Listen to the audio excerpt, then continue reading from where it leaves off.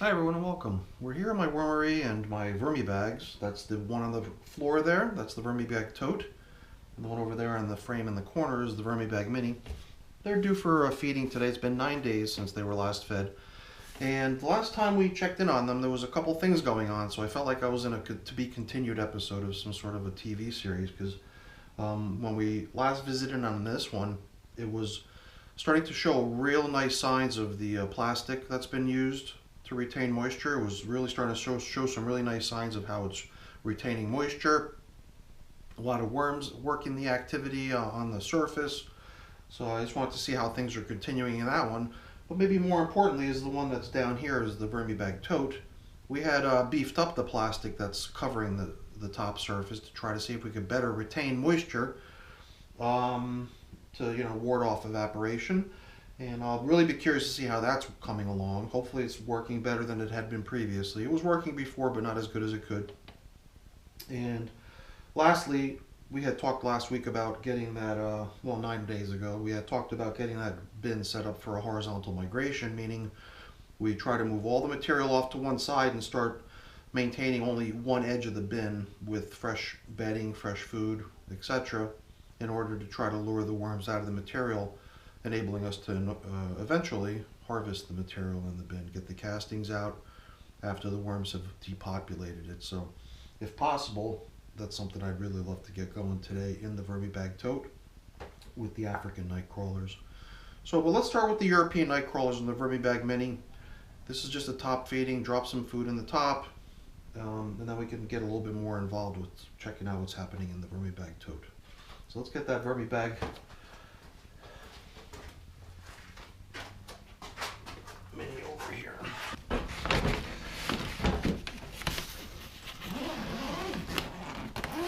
Not too long ago, you'll remember I used cardboard to cover up this screen, this vent here, to prevent undue evaporation to go through there. But ever since we've started to use the plastic, we've done away with the attempt at controlling evaporation with the lid. Now it's all up to this piece of plastic right here. Let's get a look closer in. And from what I can tell so far, at least, the plastic's been doing wonders. Looks like it's doing really well again here too, with all the worms that are hanging out right on the surface. The last thing we're going to want to remove here is this piece of paper. It's like a little spa for worms. Just evict all the worms off that one piece of paper and you got yourself half a pound of European nightcrawlers. Alright. I don't worry too much about perfect evacuation if they're in between the layers or whatever. I don't worry because the newspaper should stay wet enough for them to remain safe and cozy. Now, if you've been following my channel, you know that in this bin I've kind of got an unwritten rule. It's not written down anywhere, but it's been repeated verbally many times that in here we don't stir up the pot. We don't disturb the surface too much. We don't go digging down below. We don't excavate. So I was really just trying to get a sense of how the very far outer edge of this container is in terms of moisture. That's the only reason I was picking through there a little bit. I'm not going to continue because I can already tell it's a very nice damp consistency. Here you can see pretty much a still kind of intact banana peel. Some other food items right below it. And here I suppose these are just paper shreds, various kinds of bedding. So we're not going to go crazy here. In goes the food, cover them back up, let them get back to work. Does look like things are working really nicely in here though with that plastic. Up until I had started using the plastic, it always seemed like things were a little bit dry in here, and finally starting to get that sense that things are the way they should be, with nice damp castings all the way out on the outer edge of the bin. It's pretty nice. I think last week too we went with 2 handfuls. 2 handfuls is what they got last week, and I think that's pretty much a good amount. So all we'll do now is make sure we've included a little bit of grit, which we excluded last week for no real particular reason. But it is fine to skip adding grit with your feedings. It's not critical that it be added every time, but it's a good thing. It doesn't hurt to have some. And the one thing we forgot to add last time, which we're not going to forget this time, is the used coffee. Now it feels like we're back in the old swing of things. I guess just I'm making a little joke out of it because last week I forgot to add the coffee, even though I had announced right prior to opening the bin that I was going to feed with coffee. So, all right, let's get these guys covered up. Let them get back to work. And get over to the VermiBag Tote.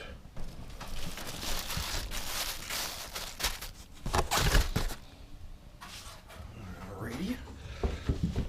So these cardboards are just here because I've got some bins on the shelf right above, which have some holes in it. So I don't want any sort of compost that's jiggling loose coming through those holes on the bottom of those bins and falling on top of this nice pretty bag. So yeah, that cardboard was really just trying to protect this bag from getting covered in castings or drippings or anything from the stuff on the shelf right above it.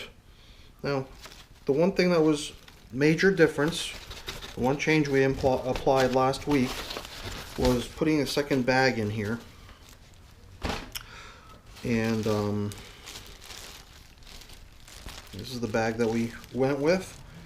It's a bag that's actually got little holes, little perforations in it, I guess potato bag or something. So I guess it's designed to ventilate a little bit.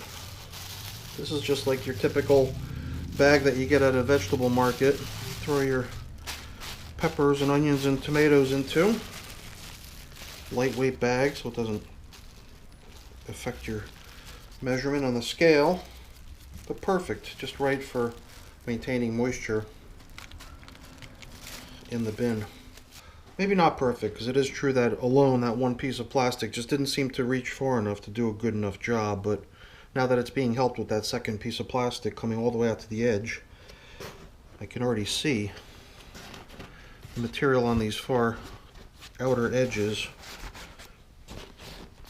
is already a lot more moist than it was, and that was the main issue last week, was that it was starting to look like things on the edge of this bin were drying out excessively and that possibly the plastic covering wasn't really adequate. So we went on that theory and we're now using a little bit more plastic to cover up with. So far I like what I see. Let's just get rid of this piece of paper out of our way and we can take a really good look at how things are progressing here in this bin. I've always composted with red wiggler worms, and these African nightcrawlers are a larger type of worm, so they've actually got larger castings than the red wigglers. So even the material in the bin, each little pellet, you know, if you want to call it that, of casting material of their compost is so much bigger than what I'm used to. Just, I guess, makes for a more coarse kind of a material.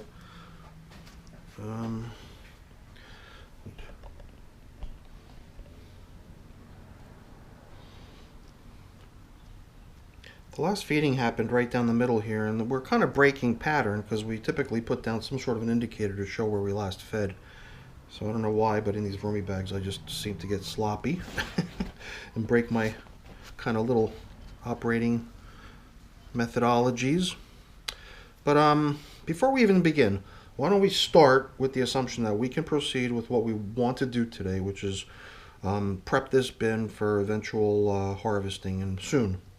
And to do that, we want to get all the material off to one side of the bin, and then over on the emptied side, sort of restack some fresh bedding, some fresh food, and start neglecting the area that the worms are all in. Let it dry, let there be no more food supplied, let there be no large remaining chunks of bedding. That would have all been reclaimed and moved into the new feeding zone to try to encourage the worms to depopulate. So we're going to, I guess we'll just begin by sort of scooping things into little piles, I guess, right? Because the first thing we encounter before we start even digging down into the material to inspect is a whole bunch of material that's clearly bedding type material.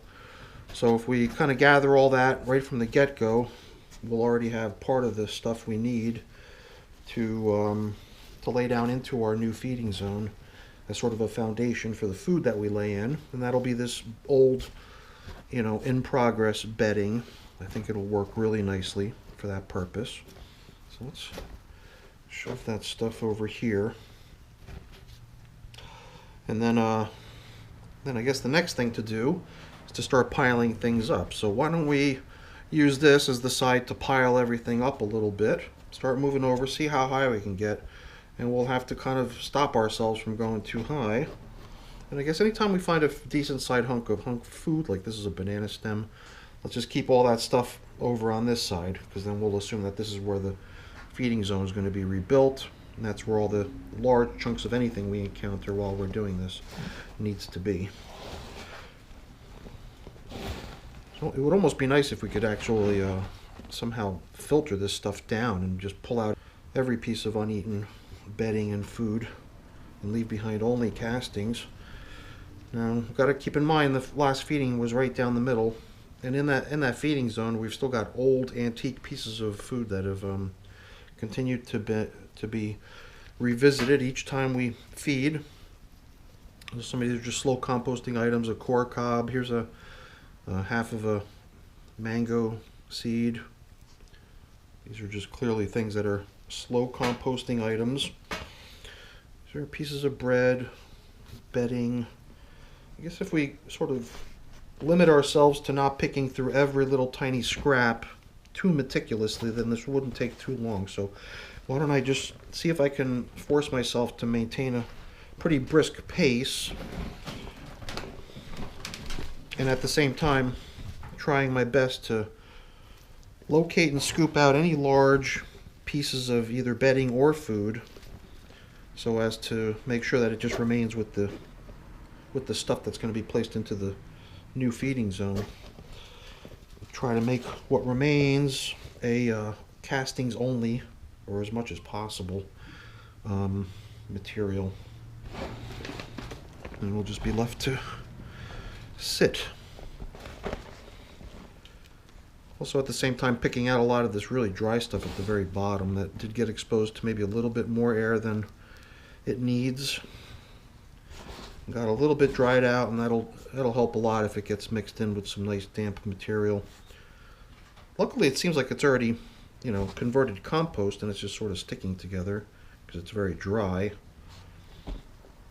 And hopefully we'll be able to break that stuff apart enough that if it's, if there's still content to it that still needs breaking down, then for it to be moist and for it to be small particle broken up nicely, those are two very key aspects to it.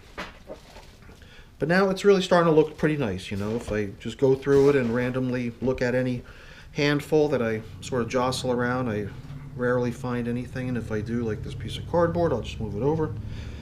So this material here will be sort of the candidate, right, for harvesting soon, and which is what we're going to try to focus our neglect on.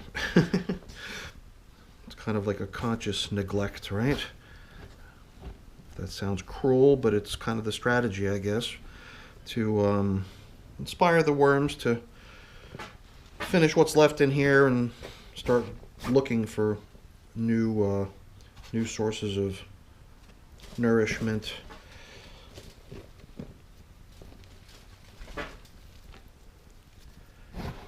do feel larger chunks of stuff over here. I'm assuming that there's still large chunks of food down here. This is like a peach pit. That would definitely belong with the food. This is the other corn cob. Now I'm starting to feel like if I drag the whole thing over and enable all this stuff to just drop into the hole that I vacated, then we'll be kind of in the right direction. This way I don't have to keep dragging it over.